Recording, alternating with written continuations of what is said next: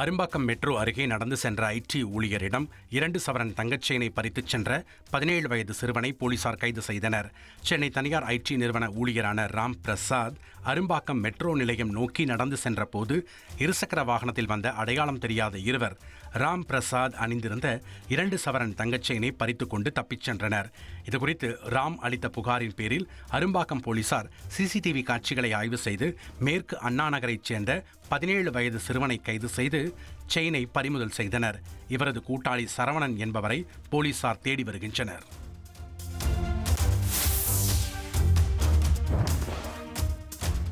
நெல்லை மாவட்டம் வள்ளியூரில் ஓய்வு பெற்ற மின்வாரிய என்ஜினியரின் மனைவி கொலை செய்யப்பட்ட சம்பவத்தில் 3 பேரை பிடித்து போலீசார் விசாரணை மேற்கொண்டு வருகின்றனர்.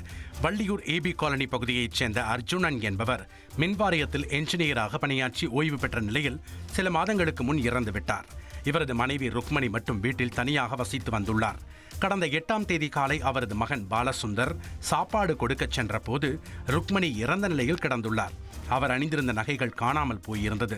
இந்த நிலையில் கொலை வழக்காக பதிவு செய்த போலீசார் சிசிடிவி காட்சிகளின் அடிப்படையில் அதே பகுதியைச் சேர்ந்த திருநங்கை, ஒரு பெண் மற்றும் ஒரு இளைஞர் என 3 பேரை பிடித்து விசாரணை நடத்தி வருகின்றனர். தந்தி டிவியை உங்கள் கேபிள் டிவி ஆபரேட்டரிடம் இலவசமாக கேட்டு பெறுங்கள்.